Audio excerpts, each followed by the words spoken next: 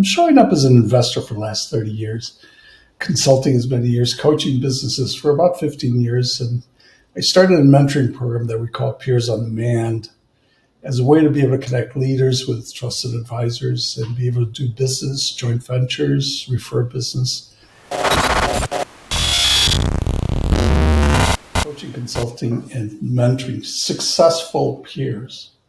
It's not potential successful. It's not maybe successful. It's successful peers.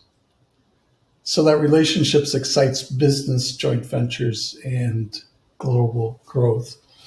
So it's really simple.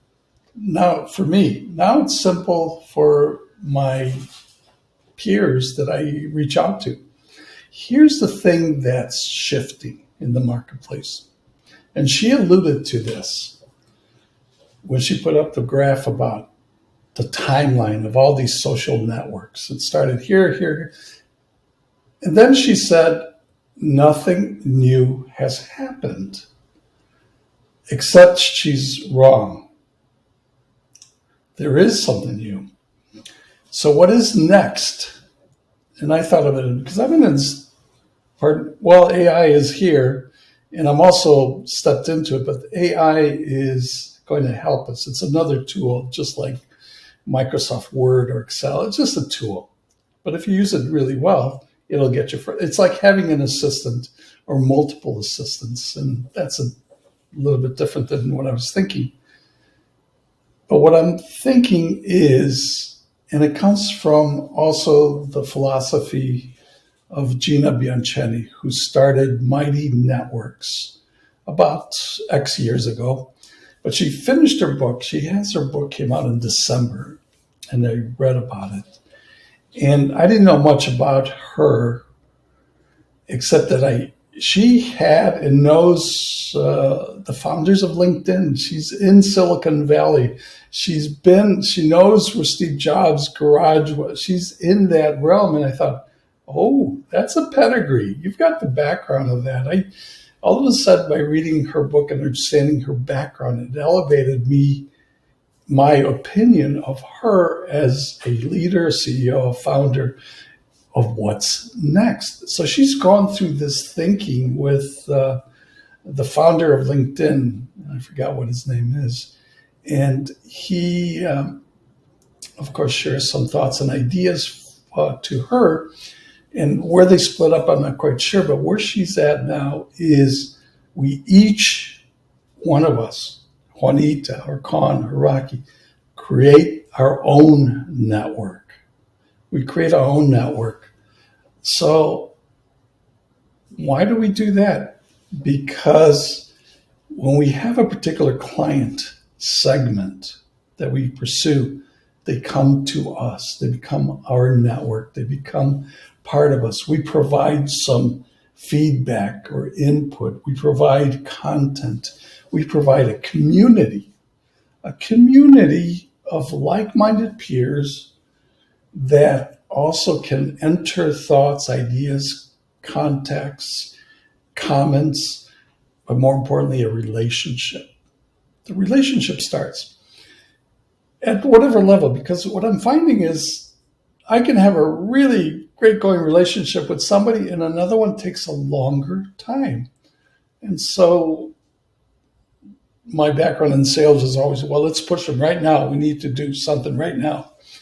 And I think that thought in the world that we're in is we want to do it at the time frame that our relationships want to be with us. So that's the thought, that's the direction. And it makes sense because there is no other new idea. Facebook is struggling with this meta and multiverse, and it'll happen, but it'll happen in 20 years. And also, I think LinkedIn has gotten to a point that it's a great community for business people, but they have put in some blocks in there to be able to make it uncomfortable. It's kind of like our community, but it's more like our resume. That's where we put our resume. So and what's the other one? TikTok is annoying for a lot of people. Instagram is Flash. Uh, Twitter is in imploding, exploding. So what's next is our own platform that we can evolve, which parentheses is really our own business. What I've done is I put in that platform my own website because I had a website, I had to have a developer do this and that. It took too long. This, I don't need a developer. I don't need other people. It's easy enough to enter, participate, connect, and build a community, however long it takes. So I'm not in a hurry anymore because it'll take for as long as it takes. That's the philosophy. And she obviously says a lot better from her book, her thoughts. And it is the number one platform for community building.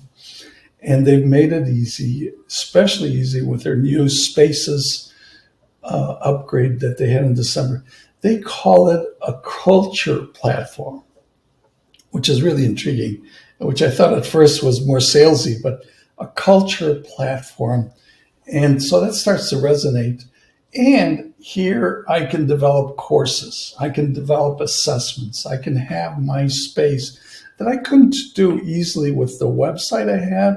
And actually I had 3, 4, 5 websites, which keeping up with that became cumbersome, putting this here. They just think, here there's one space, one email, one URL, and with a lot of flexibility and continues to grow. This is, in my mind, and I'm 100% behind her, in my mind, the next step for me. Whether it is for you, Juanita or Kong, we'll leave it up to you. The world is big enough. And where do you find these people, Juanita? Well, I always think there's 8 billion people out there, 8 billion, and multiple countries. And the majority, no, I couldn't say the majority, but a lot of them in business speak English. 2 billion have technology devices to connect. 2 billion, so that's a fourth. Okay, so maybe we could wipe off 3/4 of those. So we're now working to 2 billion people. So 2 billion people, and now they must speak English or a language that we know. So maybe that cuts it in half. So now we're talking about 1 billion that potentially we could work with and connect with. So I have a system to be able to reach out to those people specifically and invite them to my community. I call it Peers on Demand.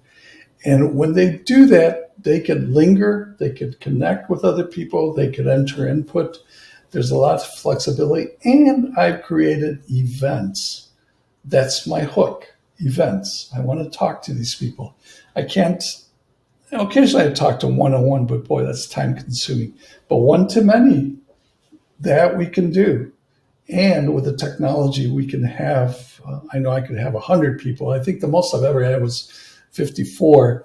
And even that's too big. I think the intimate sessions probably 8 to 10 to 15 people, 20 people, and being able to have a discussion and being able to have similar to what we have here. We have a community, we have a session, we do a debrief, we have an interaction, and then we connect. Just join us. Free to join, free to participate in some events, and there are some fee events, some events that I want you to participate. It will take a fee, and it'll be ongoing, but you can do that or not do that. And that's an invitation out of us executives. They're focused in a particular vertical market, and they join and participate, and we have a discussion. And then I invite them. I invite them to join the community. I invite them to present. I invite them to join any of the events because sometimes they may be coming for cannabis executives, but they may have an interest in coaching or consulting or some other areas. And so we have an event for that. And the other part is I interview them. I also create interviews. So now I get to know when I do an interview, not like a podcast. It's just an interview that I tell them the questions and and they answer it. And I start to collect those interviews. So now people get to know them. And so the value is that we have a space that people can congregate when they want to, if they want to. And for those that really want to continue to participate, there's some deliverables of coaching, consulting, investments, and mentoring, either myself or other people. I've had sessions where we've had a provider of services connect with somebody that is a client of services and they do business. So I encourage them to do business with me as well. But if it doesn't happen, I'm okay with that. So now I've become a facilitator, a platform for somebody that can actually connect with somebody to do business and have a dialogue. So it's evolving. And so my direction is, of course, to expand globally. And we could do that now with Zoom, and we could do that with the technology, to be able to have many events at the right time, at the right moment, for the right person, and do it with the technology that they have. But having events on a monthly basis, global participation, because I'm finding the same things that are happening where I'm at in business is happening across the world in business. We are so connected, we can communicate. If something happens like AI or something that's come on like Chat GPT, everybody seems to know about it very quickly, and business starts to happen. And we're also impacted very quickly too.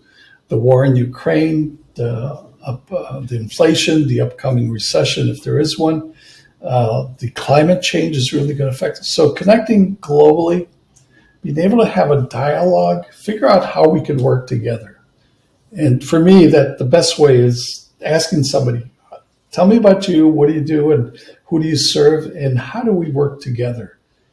And sometimes it works, sometimes it happens. Sometimes they say, well, I need this, or I'm having a challenge with this, or a problem with this. I don't know how to solve it. And there's multiple ways of solving it. Coaching is a tool, consulting is a tool, investment. So many people want money to receive, and some can write grants. Some want to give away money, and so I have an investor session.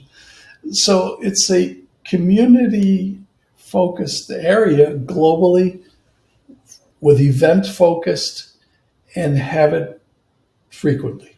Have it so that it happens every month consistently. And so, and with your own network, your own platform, it's up to your imagination how you want to expand. That's where this is going.